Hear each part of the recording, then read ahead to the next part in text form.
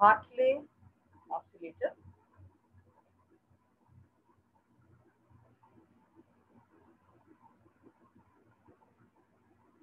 सबसे पहले इसकी सर्किट डायग्राम देख लेते हैं।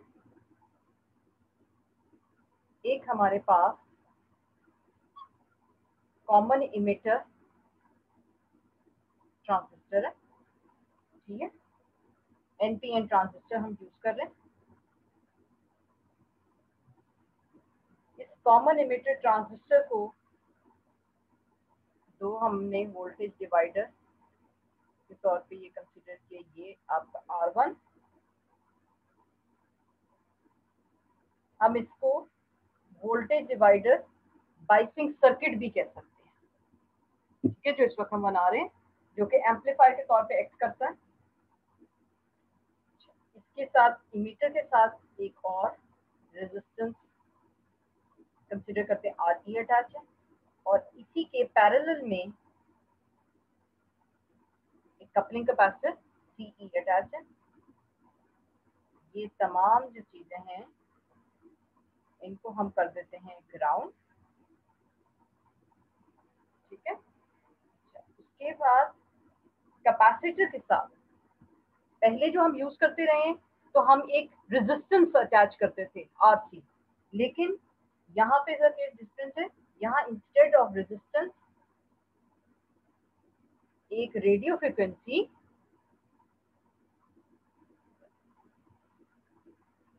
जो कॉइल यूज कर रहे हैं। कॉइल आपके सामने RFC का नाम दिया हुआ है, ठीक है। उसके बाद इसको बाइसिंग जो है वो प्रोवाइड करने के लिए हमने कंसीडर किया है, यहाँ पे एक स्विच लगा देते हैं या की अटैच कर देते हैं, और ये VCC से इसको बाइसिंग, ये RFC जो है वो बाइसिंग प्रोवाइड कर रहा है इस ट्रांजिस्टर को।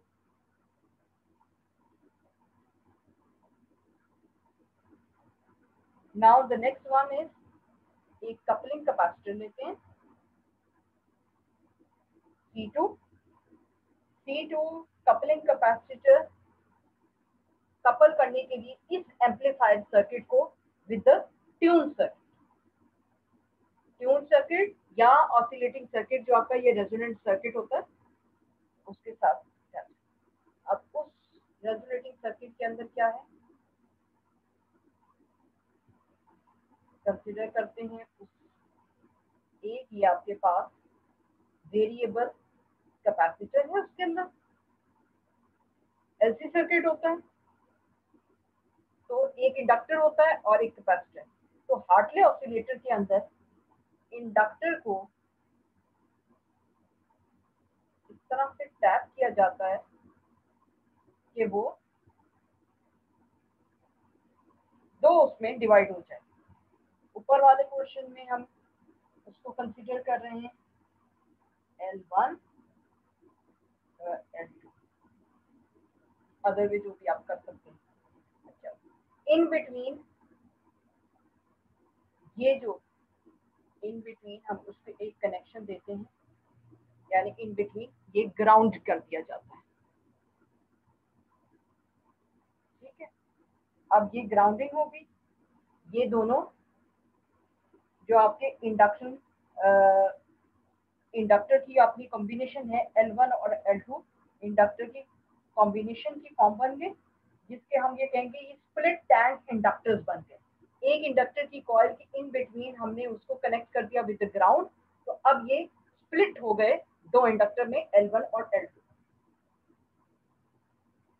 नेक्स्ट, एज यू नो कि इस ऑसिलेटिंग सर्किट के अंदर जब ऑसिलेशंस प्रोड्यूस होती हैं, वो ऑसिलेशंस कैसी प्रोड्यूस होती हैं, these oscillations are of this type, that is damped oscillation. लेकिन हमें रिक्वायर्ड क्या है कि ऑसिलेशन जो हो वो अनडैम्प्ड हो। तो अनडैम्प्ड करने के लिए जो पावर लॉसेस हैं उसको रिड्यूस किया किस तरह जाता है कि आप फीडबैक प्रोवाइड करते हैं। अब इसमें फीडबैक प्रोवाइड करेंगे ताकि ये जो ऑसिलेटर है ये हमें डैम्प्ड ऑसिलेशंस प्रोवाइड करें। अब फीडबैक किस तरह से प्रोवाइड किया जाएगा? एक कपलिंग कैपेसिटर C1 के थ्रू इसका कुछ पोर्शन जो है एज अ फीडबैक प्रोवाइड कर दिया जाएगा। अब अगर आप इस सर्किट को देखें तो यहां से ये देखें पूरा सर्किट, बेस, ये बेस है, ये इमिटर है, ठीक है, ये इनपुट सर्किट होता है for the transistor and base और कलेक्टर वाला आउटपुट के लिए। अब यहाँ पे ये आपका ये L2 के साथ जो फीडबैक प्रोवाइड किया जा रहा है ये इनपुट को प्रोवाइड किया जा रहा है, आउटपुट का कुछ पोर्शन जो है एज ए इनपुट प्रोवाइड किया जा रहा है, जबकि यहाँ पे ये जो आपका बाकी का जो पोर्शन है वो आप ये देख सकते हैं L2, ये आउटपुट का पोर्शन। आउटपुट हमें इस ऑसिलेटर से कहाँ अचीव होगी? वो यहाँ L1 पे अचीव होगी। तो उसको अचीव करने के लिए क्या कर सकते हैं? उसके लिए हम यहाँ पे एक और कॉइल लगाएंगे, L3 कॉइल अगर उसको कह दें, तो यहाँ से हम आउटपुट ले सकते हैं। इसको एक एंड जो है वो आप ग्राउंड से अटैच कर देंगे और दूसरा एंड जो है आप किसी ट्रांसमीटर से अटैच कर देंगे। तो यहाँ से from here you will get the output. अब इसके अंदर एक जो चीज डिफरेंस है, फर्स्ट ऑफ ऑल R1 और R2 आर द सेम, जो कि पोटेंशियल डिवाइडर सर्किट में हम यूज करते हैं फॉर द एम्पलीफायर। ये आपके bypass capacitor for the emitter और RE है आपका कैपेसिटर। ये जो आपका RFC that is the radio frequency choke coil use हुई है। इंस्टेड ऑफ अ रेजिस्टर हमने रेडियो फ्रिक्वेंसी चोक कॉइल को यूज किया है। ये इसका पर्पस क्या है? ये प्रोवाइड करेगा biasing to the collector of the transistor, जैसे कि रेजिस्टर प्रोवाइड करता था। दूसरा पर्पस क्या है? It will prevent the flow of AC signal, यानी जो भी आपका AC सिग्नल होगा वो उसको यहाँ ऊपर जाने से रोकेगा। तो सारा का सारा AC सिग्नल क्या होगा? वो C2 आपके ऑसिलेटिंग सर्किट में ट्रांसफर हो जाएगा, ठीक है। जब ऑसिलेटिंग सर्किट में ट्रांसफर होगा उसका फंक्शन होगा, तो जितने भी यहाँ रेजिस्टर्स हैं वो सिर्फ पास करेंगे DC और कैपेसिटर्स जो हैं वो AC को पास करेंगे। एज यू नो कि कैपेसिटर जो है वो प्रोवाइड करता है high impedance for DC and low impedance for AC। सो जो भी AC यहाँ पे प्रोड्यूस होगा सिग्नल आउटपुट पे वो ट्रांसफर हो जाएगा इस टैंक सर्किट। अब इसकी ऑपरेशन को अगर देख लें, इस ऑपरेशन का हम कंसीडर करते हैं, पहले हमने ये जो की है उसको क्लोज कर दिया।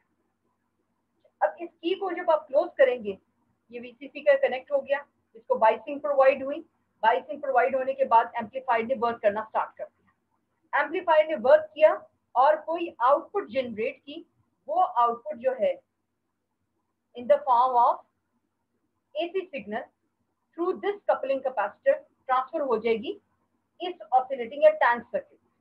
अब अगर आप ये ओवरऑल हार्टली ऑसिलेटर को देखें तो उस ऑसिलेटर के 3 पार्ट्स हैं। एक ये पोर्शन है, ये वाला पोर्शन, इस पोर्शन के अंदर हमारा एम्पलीफायर है, ये टैंक सर्किट या ऑसिलेटिंग सर्किट है।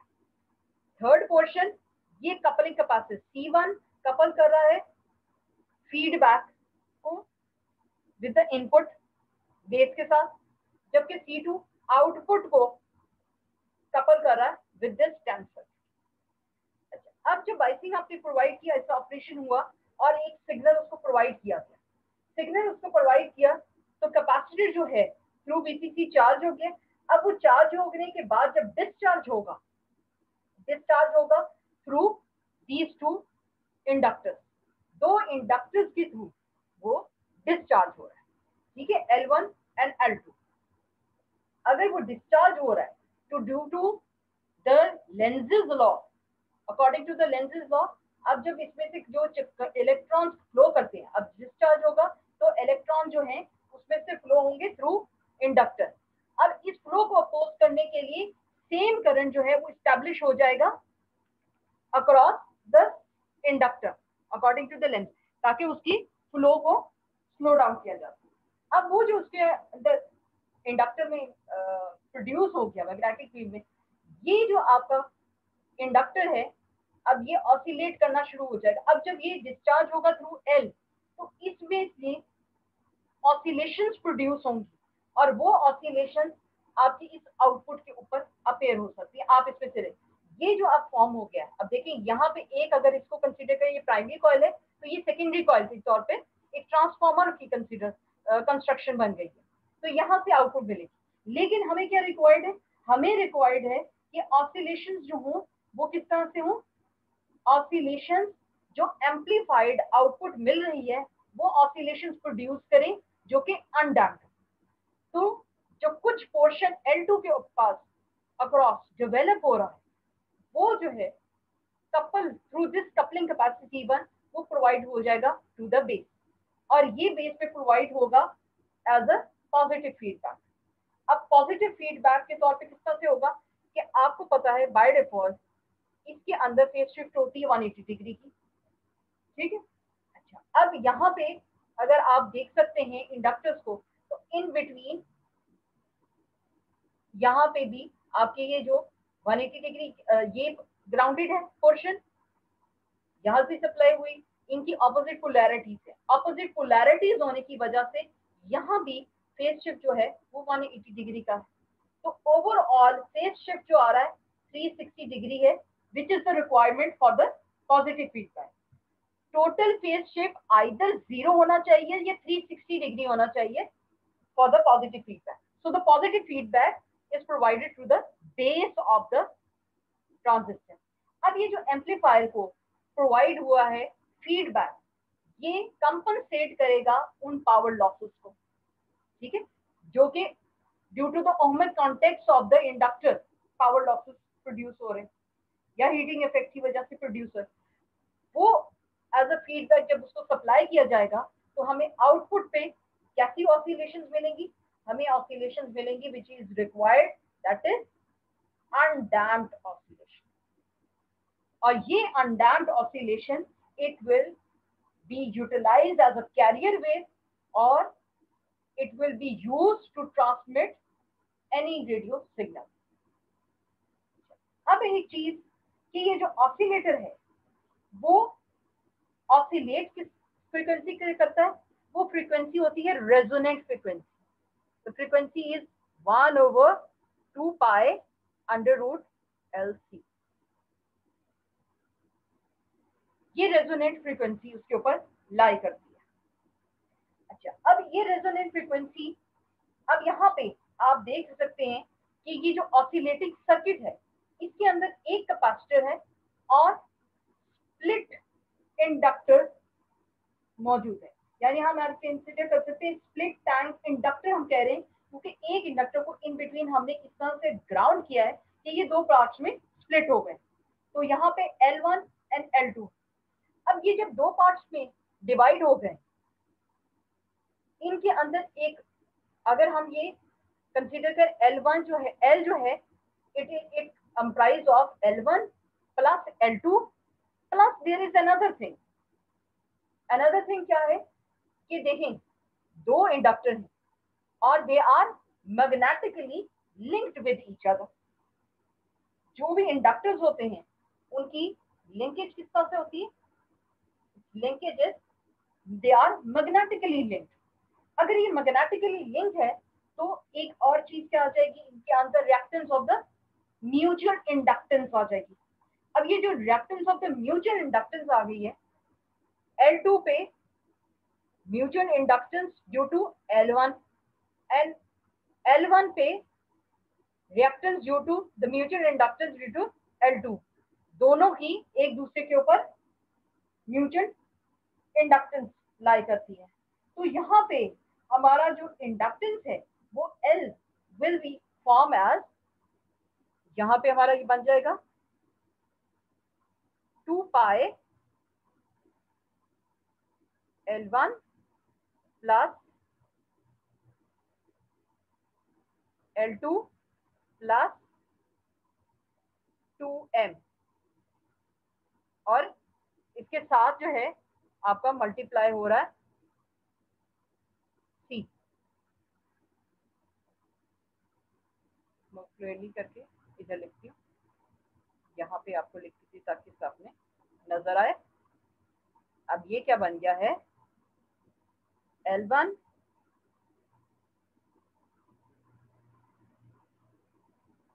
L2 प्लस 2m और एक कैपेसिटर, वेरिएबल कैपेसिटर C। तो हम यह कह सकते हैं कि L जो है it is equal to L1 plus L2 plus 2m। तो इस फ्रीक्वेंसी, इस रेजोनेंट फ्रीक्वेंसी के साथ ये आपका ऑसिलेटर जो है वो ऑसिलेट करेगा और ये प्रोसेस कंटिन्यू रहेगा, आपकी वो सप्लाई होती रहेगी और ये जब डिस्चार्ज होगा through inductor it will provide you the oscillation. और आउटपुट जो है वो एक और यहाँ पे इंडक्टर अटैच करेंगे, जिसका एक साइड आप ग्राउंड करेंगे, दूसरा साइड किसी ट्रांसमीटर के साथ अटैच करेंगे। तो आप यहाँ से एक्सट्रैक्ट कर सकते हैं undamped oscillation which has been produced by this Hartley oscillator। अब ये हार्टले ऑसिलेटर अगर कंसिडर करें, कंपेयर करें with the tune based oscillator, तो उस ट्यून बेस्ड ऑसिलेटर के अंदर डिफरेंस क्या लाई कर रहा था कि यहाँ पे हमारा जो हार्टले ऑसिलेटर है, हार्टले ऑसिलेटर के अंदर स्प्लिट इंडक्टर टैंक को यूज किया गया और सिमिलर बिल्कुल उसके अंदर फेज शिफ्ट है, उसके अंदर भी 360 डिग्री की टोटल फेज शिफ्ट थी और इसके अंदर भी the required phase shift for the positive feedback क्या होती है, या तो आइदर वो 360 डिग्री हो या वो इक्वल टू 0, तब वो पॉजिटिव फीडबैक उसको प्रोवाइड की